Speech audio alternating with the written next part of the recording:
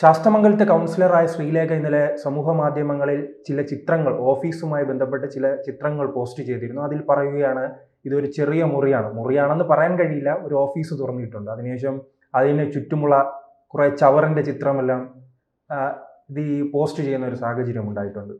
Councillor എന്ന നിലയിൽ ഒരു ദയനീയമായ അവസ്ഥയിലല്ലേ ആ ചിത്രങ്ങൾ പോസ്റ്റ് ചെയ്യേണ്ടി വരുന്നത്? അല്ല, തീർച്ചയായിട്ടും.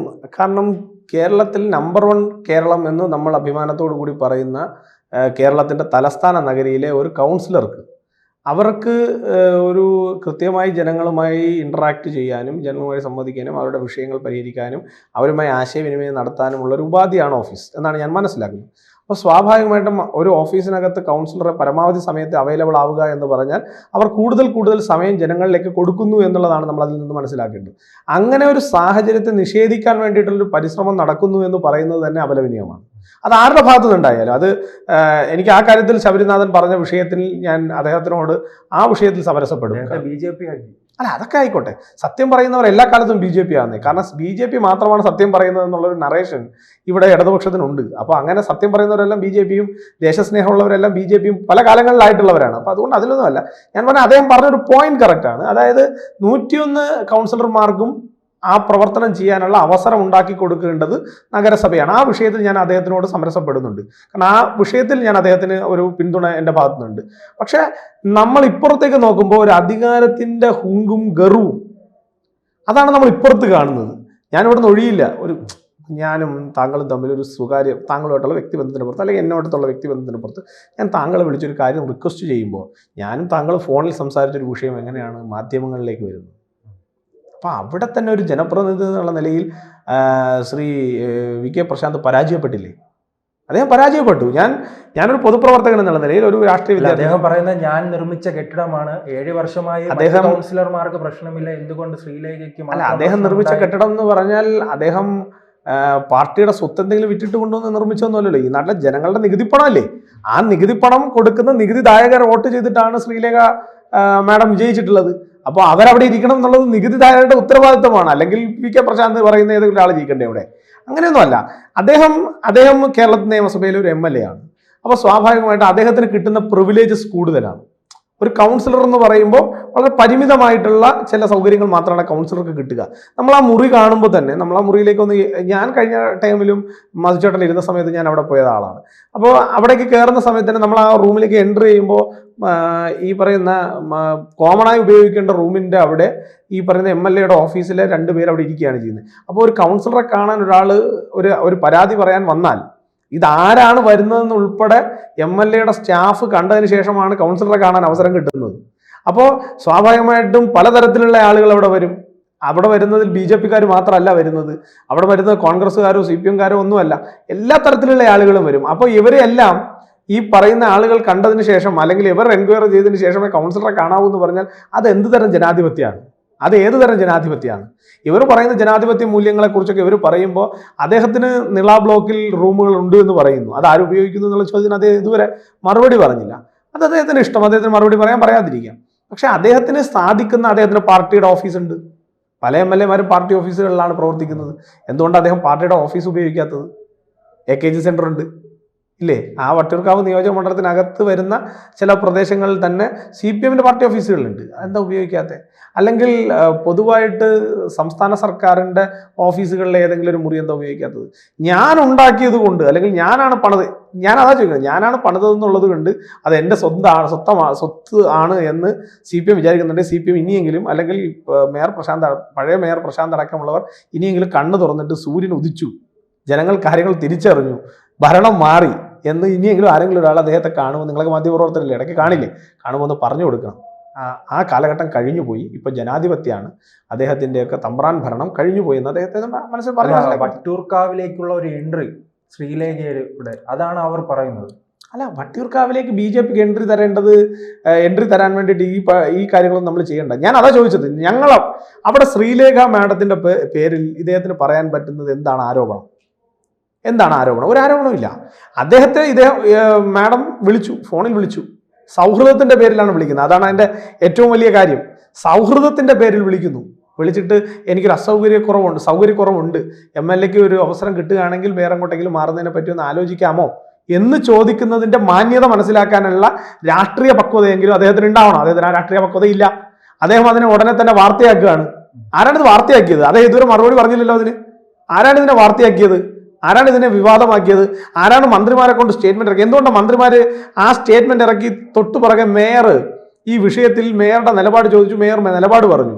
832 രൂപയ്ക്കാണ് അവിടെ ഈ പറയുന്ന വി കെ പ്രശാന്തിന്റെ ഓഫീസ് പ്രവർത്തിക്കുന്നതെന്ന് പറഞ്ഞു. അതിനകത്ത് സമഗ്രമായ അന്വേഷണം വേണമെന്ന് പറഞ്ഞു.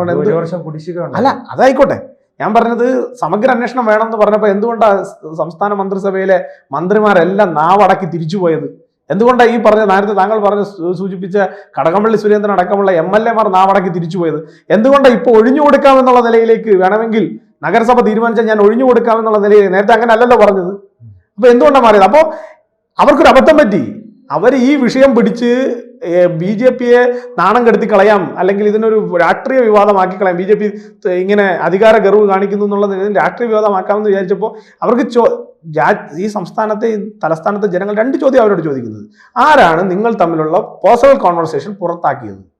അതിന് മറുപടി ഉണ്ടോ? മറുപടി ഇല്ല MLA പ്രശാന്തിന്റെ കയ്യിൽ. അപ്പോൾ അദ്ദേഹത്തെ പോലെ ഒരു രാഷ്ട്രീയ അല്പത്തരമുള്ള ഒരാൾ, അതിനെ ആ വാക്കല്ലേ അതിനകത്ത് ഉപയോഗിക്കേണ്ടത്. ഒരാൾ പേഴ്സണലി ഒരു ജനപ്രതിനിധിയോട് ഒരു വ്യക്തി പേഴ്സണലി 2 ജനപ്രതിനിധികൾ തമ്മിൽ പേഴ്സണലി സംസാരിക്കുന്ന ഒരു വിഷയത്തെ പോലും വാർത്തയാക്കി തൻ്റെ രാഷ്ട്രീയ മൈലേജ് കൂട്ടാൻ ശ്രമിക്കുന്ന ഒരു ജനപ്രതിനിധിയെ ഏതർത്ഥത്തിലാണ് വട്ടിയൂർക്കാവ് പോലെ ഇത്രയേറെ പ്രബുദ്ധരായിട്ടുള്ള ഇത്രയേറെ വിദ്യാസമ്പന്നരായിട്ടുള്ള ആളുകൾ ജീവിക്കുന്ന ഒരു പ്രദേശത്ത് ഇനി എങ്ങനെയാണ് അദ്ദേഹത്തെ ഉൾക്കൊള്ളുക? അത് ചോദ്യമല്ലേ? അതിനിടെ ചിത്രങ്ങൾ പരിശോധിച്ചാൽ അറിയാം, ആ കെട്ടിടത്തിന് മുഴുവൻ ചവറ്, പിന്നെ ബിയർ കുപ്പി, മദ്യക്കുപ്പികൾ അങ്ങനെ നിറഞ്ഞ ഒരു സാഹചര്യമാണ്.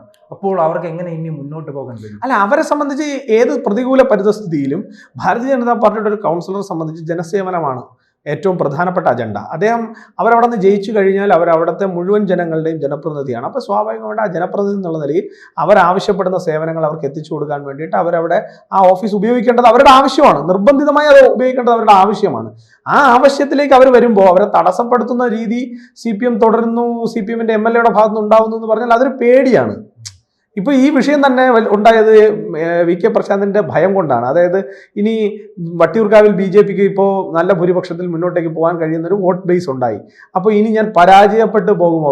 തിരുവനന്തപുരം കോർപ്പറേഷൻ BJP ഭരിക്കുന്നു, ഞാൻ പരാജയപ്പെട്ടു പോകുമോ എന്നുള്ള ഒരു വിലാപമാണ് സത്യത്തിൽ ഞാൻ ഈ വിവാദത്തിലൂടെ അദ്ദേഹത്തിൽ നിന്ന് മനസ്സിലാക്കിയത്. കാരണം അദ്ദേഹത്തിന് ഭയം അദ്ദേഹത്തിന് ഉള്ളിൽ പടഞ്ഞിട്ടുണ്ട്. അത് ആ ഭയത്തിൽ നിന്നുണ്ടാവുന്ന ചില ജൽപ്പനങ്ങളാണ്. ധാർഷ്ട്യം എന്നാണ് അദ്ദേഹം പറയുന്നത്. എന്താണ് ധാർഷ്ട്യം? അതോടൊപ്പം തന്നെ മറ്റൊരു കാര്യമുണ്ട്. ഈ കക്കൂസിനുള്ളിലായിരുന്നു ഫയലുകൾ വച്ചിരിക്കുന്നത്, ഞാൻ പറഞ്ഞോ വയ്ക്കാൻ എന്നാണ് അദ്ദേഹത്തിന്റെ ചോദ്യം. അല്ല, അതാ ഞാൻ പറഞ്ഞത്. ഞാൻ ചോദിച്ചത്, അദ്ദേഹത്തിന് ഒരു മുറിയുണ്ട്, ശ്രീലേഖ മാഡത്തിന് ഒരു മുറിയുണ്ട്. ഇതിന്റെ ഇടയ്ക്കുള്ള മുറി എന്ന് പറയുന്നത് കോമൺ ആയി ഉപയോഗിക്കേണ്ട ഒരു പോർഷനാണ്. ആ പോർഷനിൽ എങ്ങനെയാണ് MLA-യുടെ ഈ ഫ്രണ്ട് ഓഫീസിന്റെ സ്റ്റാഫ് വന്നത്? എന്തായാലും ഇപ്പോൾ ഫ്രണ്ട് ഓഫീസ് സ്റ്റാഫിനെ കുറിച്ചുള്ള ഒരു ആരോപണം വന്നിട്ടുണ്ട്. കാരണം അദ്ദേഹം ഈ ആക്കുളം ഗ്ലാസ് ബ്രിഡ്ജുമായി ബന്ധപ്പെട്ടിട്ടുള്ള ഒരു അഴിമതി കേസിലെ ആ വിഷയത്തിലെ പ്രതിയാണ്, ആ കൺസ്ട്രക്ഷൻ കമ്പനിയുടെ MD ആണെന്നൊക്കെ പറഞ്ഞിട്ടൊരു വാർത്ത വന്നിട്ടുണ്ട്. അത് സബ്ജക്ട് ടു കറക്ഷൻ, ശരിയാവാൻ തെറ്റാവാം. പക്ഷെ അപ്പോൾ അദ്ദേഹത്തിൻ്റെ ഓഫീസ് പ്രവർത്തിക്കേണ്ട സൗകര്യങ്ങളുള്ള പല സംവിധാനങ്ങളും അദ്ദേഹത്തിന് ഉണ്ട് എന്നിരിക്കെ അദ്ദേഹം മനഃപൂർവ്വമായി ഒരു ജനപ്രതിനിധിക്ക് കിട്ടേണ്ട അവസരത്തെ തടസ്സപ്പെടുത്തുന്നു എന്നുള്ളതാണ് ഞങ്ങളുടെ പക്ഷം. ഞങ്ങളുടെ വിഷയം അതാണ്. മനഃപൂർവ്വമായി തടസ്സപ്പെടുത്തുന്നു എന്ന് ഞങ്ങൾക്ക് ഉറച്ച നിലപാടുണ്ട്. പിന്നെ അദ്ദേഹം കാണിച്ച ഒരു രാഷ്ട്രീയ പാപ്പരത്വം, ഈ പറഞ്ഞ 2 പേർ തമ്മിൽ, 2 ജനപ്രതിനിധികൾ തമ്മിൽ ഫോണിൽ സംസാരിക്കുമ്പോൾ ആ ഫോൺ രേഖ പുറത്തേക്ക് വിടുന്നത് ഒരു ജനപ്രതിനിധിക്കും ഒരു പൊതുപ്രവർത്തകനും യോജിച്ച രീതിയല്ല എന്നുള്ള നിലപാട് BJP-ക്കുണ്ട്. അതിനോടൊപ്പം തന്നെ അദ്ദേഹത്തിന് മറ്റ് അവസരങ്ങളുണ്ട്. അതാണ് ഞാൻ പറഞ്ഞത്, അദ്ദേഹത്തിന് വളരെ വലിയ അവസരങ്ങളുള്ള ആളാണ്. MLA എന്നുള്ള നിലയിൽ പ്രിവിലേജസ് കൂടുതലാണ്, കൗൺസിലർക്ക് താരതമ്യേന കുറവാണ്. അപ്പോൾ പ്രിവിലേജസ് കൂടുതലുള്ള ആൾ ആ പ്രിവിലേജുകൾ ഉപയോഗിച്ചാൽ മതി. അതാണ് അദ്ദേഹം ചോദിക്കുന്നത്. ഒരു കൗൺസിലർ MLA ഭരിക്കാനായോ? ഭരിച്ചില്ലല്ലോ. ആ കെട്ടിടം അവിടെ പണിയുമ്പോൾ ആ കെട്ടിടത്തിന്റെ കൺസെപ്റ്റ് 2ആണ്. ഒന്ന് കൗൺസിലറുടെ ഓഫീസ് എന്നുള്ള നിലയിൽ, രണ്ടാമത്തെ നില അവിടുത്തെ ഹെൽത്ത് സെക്ഷൻ്റെ നിലയിൽ. ഞാനൊരു കാര്യം ചോദിക്കട്ടെ, നെട്ടയത്ത് അദ്ദേഹം പറഞ്ഞല്ലോ കൗൺസിലർ ഭരിക്കാൻ ഈ കാര്യങ്ങളൊക്കെ പറഞ്ഞു, ധാർഷ്ട്യം എന്നൊക്കെ പറഞ്ഞല്ലോ. ഞാൻ കഴിഞ്ഞ 2020-25 കാലത്ത് നെട്ടയം വാർഡ് കൗൺസിലറായിരുന്ന നന്ദഭാർഗവൻ്റെ അടുത്ത സുഹൃത്താണ്. BJP-യുടെ ചെറുപ്പക്കാരനാണ്. 24 വയസ്സിലെങ്ങാണ്ടോ ആണ് അവിടെ നിന്ന് ജയിക്കുന്നത്. 1000-ൽ പരം വോട്ടിൻ്റെ ഭൂരിപക്ഷത്തിൽ CPM-ൻ്റെ ഒരു ഉറച്ച കോട്ട പൊളിച്ചുകൊണ്ട് ജയിച്ചു വരുന്നൊരു മിടുക്കനായിട്ടുള്ള ജനപ്രതിനിധിയാണ്. അദ്ദേഹം ജയിച്ചു കഴിഞ്ഞിട്ട് സ്വാഭാവികമായിട്ട് ഒരു പുതുമുഖമാണ്. അദ്ദേഹം വന്നിട്ട് ആര്യ രാജേന്ദ്രൻ്റെ മുൻപാകെ ഒരു ഫയൽ വെക്കുന്നു. അതെന്ന് പറയുന്നത് നെട്ടയം സോണൽ ഓഫീസിനോട് ചേർന്നൊരു ബിൽഡിംഗ് ഉണ്ട്, നമ്മുടെ ഷോപ്പിംഗ് കോംപ്ലക്സ്, നഗരസഭയുടെ ഷോപ്പിംഗ് കോംപ്ലക്സ്. ആ നഗരസഭയുടെ ഷോപ്പിംഗ് കോംപ്ലക്സിൽ ഒരു മുറി ഒഴിവ് വരുന്നു. ആ മുറി ഒഴിവ് വരുമ്പോൾ ഇദ്ദേഹം ഈ പറയുന്ന ഫയൽ വയ്ക്കുന്നു. ഈ ഫയൽ പൂഴ്ത്തിയിട്ടാണ് അന്നത്തെ MLA ആയിരുന്ന ഈ PK പ്രശാന്തിൻ്റെ യൂത്ത് ബ്രിഗേഡ്, അതായത് വട്ടിയൂർക്കാവ് നിയോജക മണ്ഡലത്തിൽ അദ്ദേഹം ഒരു യൂത്ത് ബ്രിഗേഡ് ഉണ്ടാക്കി വെച്ചിട്ടുണ്ട്, ഗ്രീൻ ആർമി അങ്ങനെയൊക്കെ പേരിട്ടിട്ട്. ആ യൂത്ത് ബ്രിഗേഡിന് നെട്ടയത്ത് ഈ കൗൺസിലർ ആവശ്യപ്പെട്ട ഓഫീസ് നഗരസഭയിൽ നിന്ന് പാസ്സാക്കി കൊടുത്തു. എന്നിട്ട് ഈ ഫയൽ, അദ്ദേഹം കൊടുത്ത ഫയലിനെ പൂഴ്ത്തി, ആ ഫയൽ അവിടെ ഇല്ല.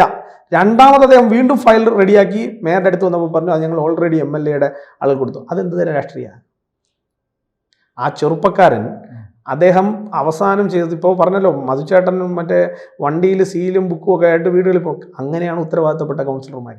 അല്ലാതെ ഇദ്ദേഹത്തെ പോലെ ഒരു അവസരം കിട്ടിയില്ല, ഒരു റൂം കിട്ടിയില്ല, അതുകൊണ്ട് ഞങ്ങൾ ജനങ്ങളെ മൊത്തം എൻ്റെ വീട്ടിലേക്ക് വരുത്താം എന്നുള്ള തമ്പ്രാൻ പരിപാടി അല്ല BJP-ക്കകത്തുള്ളത്. അവർ നേരിട്ട് അവരുടെ അടുത്തേക്ക് പോയി, അതുകൊണ്ടാണ് ഈ പറയുന്ന ഒരു അപരനെ നിർത്തി മധുചേട്ടനെ പോലെ ഒരു കാൻഡിഡേറ്റിനെ തോൽപ്പിക്കേണ്ട ഗതികേടിലേക്ക് ഒരു MLA ആയിരുന്ന ശബരിനാഥന് മാറേണ്ടി വന്നത്. മധുചേട്ടൻ്റെ അപരനെ കോൺഗ്രസ് നിർത്തിയിട്ട് 100 വോട്ട് അപരൻ പിടിച്ചപ്പോഴത്തേക്കും 77 വോട്ടിനാണ് മധുചേട്ടൻ പരാജയപ്പെടുന്നത്. അപ്പോൾ നിങ്ങളൊന്ന് ആലോചിച്ച് നോക്കിയേ, എത്ര വോട്ടിന് ജയിക്കേണ്ട മനുഷ്യനാണ്. അപ്പോൾ അത്തരത്തിൽ ജനങ്ങളുടെ ഇടയിൽ പ്രവർത്തിക്കുന്നവരായതുകൊണ്ടാണ് ഞങ്ങൾ വിജയിച്ചു വരുന്നത്. അതിനെയൊന്നും ധാർഷ്ട്യം എന്നല്ല മനസ്സിലാക്കേണ്ടത്. ധാർഷ്ട്യം കാണിച്ചത് ആരൊക്കെയാണെന്നുള്ളത് കേരളീയ പൊതുസമൂഹത്തിൻ്റെ മുന്നിലുണ്ട്. തിരുവനന്തപുരത്തിൻ്റെ പൗരാവലിയുടെ ഫ്രണ്ടിലുണ്ട് ആരാണ് ധാർഷ്ട്യക്കാരെന്ന്. അത് കൃത്യമായി ജനം അടയാളപ്പെടുത്തിയിട്ടുണ്ട്. വട്ടിയൂർക്കാവിൽ അദ്ദേഹത്തിൻ്റെ നാളുകൾ എണ്ണപ്പെട്ടു എന്നുള്ള ഒരു പരിതാപകരമായിട്ടുള്ളൊരു അവസ്ഥയുണ്ട്. ആ ഭയത്തിൽ നിന്നാണ് ശ്രീ VK പ്രശാന്ത് ഇത്തരത്തിൽ സമനില തെറ്റി ചില കാര്യങ്ങളൊക്കെ ചെയ്യുന്നത്. ഞാൻ അദ്ദേഹത്തെ പരാതിയൊന്നും പറയുന്നില്ല, പക്ഷേ അദ്ദേഹം കുറച്ചുകൂടി രാഷ്ട്രീയ പക്വത കാണിക്കണമായിരുന്നു എന്ന നിലപാട് ഒരു പൊതുപ്രവർത്തകൻ എന്നുള്ള നിലയിൽ എനിക്കുണ്ട്. കൂടുതൽ വാർത്തകളും വിശേഷങ്ങളും നിങ്ങളിലേക്ക് എത്താൻ ABC മലയാളം സബ്സ്ക്രൈബ് ചെയ്യുക, ബെൽ ബട്ടണും അമർത്തുക.